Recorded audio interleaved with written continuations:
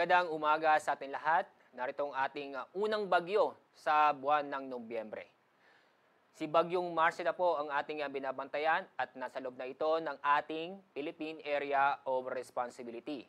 Kasalukuyan, nasa East Philippine Sea ang Bagyong Marce, isa siyang tropical storm kung saan ang lakas ng hangin ay umaabot sa 65 kilometers per hour. Ito yung malapit sa gitna ng bagyo. Samantala, ang pagbugso ng hangin ay nasa 80 kilometers per hour. Kasalukuyan, ang layo ng sentro ng bagyo ay nasa 935 kilometers silangan ng Eastern Visayas. Kasalukuyan, wala pang direktang epekto ang bagyo sa bansa.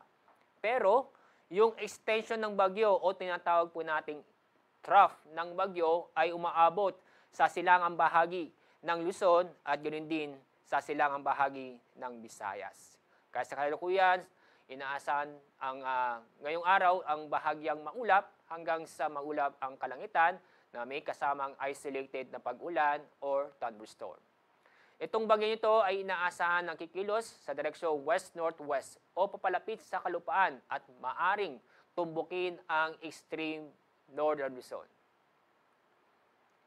Sa ating forecast track ng Bagyong Marce, inyong papansin na inaasang lalakas ang bagyo habang binabaybay ang East Philippine Sea.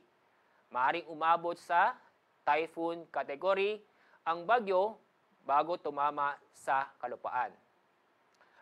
At inyong papansin ang cone of probability, lalo tutong sa bahagi nito.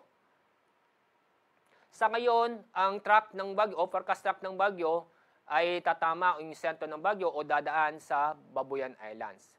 Pero, hindi po namin sinasantabi na posibleng mag-deviate ang track ng bagyo pahilaga o patimog o pa-south within sa cone of probability. Sa makatuwid, posibleng dumaan ang sentro ng bagyo sa extreme northern Luzon o sa Cagayan o sa Isabela area. Kaya paalala sa mga kababayan po natin na habang malayo pa ang bagyo, ay nakahanda na po tayo. At ang tabayanan ang aming iniisyong Tropical Cyclone Bulletin patungkol sa development ng Bagyong Marce. Sa ngayon, wala po nakataas na Tropical Cyclone Wind Signal sa aling bahagi ng ating bansa.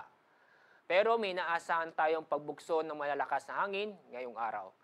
Makakaranas ito sa Batanes, sa Cagayan, kasama ang Babuyan Islands, Isabela, Ilocos Norte, Aurora, at sa Northern Quezon. Bukas, araw ng Martes, makakaranas pa rin ng pagbugso ng malalakas na hangin sa Batanes, Cagayan, kasama ang Babuyan Islands, Isabela, Ilocos Norte, Ilocos Sur, Aurora, Quezon at Camarines Norte.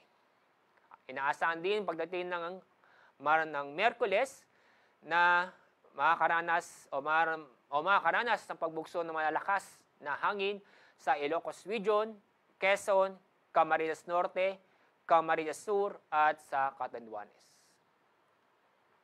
Ngayong araw wala po tayong gale warning, pero may naasahan na matataas ng alon kung saan ang taas na alon ay aabot ng 3 metro at ito'y ay sa seaboard ng Batanes. Inaasahan din na aabot ng 2.5 meters ang taas ng alon sa seaboard ng Babuyan Islands, eastern seaboard ng mainland Cagayan at Isabela. Yan po ang ating binabantayang Bagyong Marce. Paalala po, mag-ingat po tayo, lalo po sa ating mga kababayan sa Northern Luzon. At tabayan po ang aming iniisyong Tropical Cyclone Bulletin at susunod po na ating update sa bagyong ito ay mamaya pong 11 o'clock na umaga. Maraming po salamat at mag-ingat po tayo.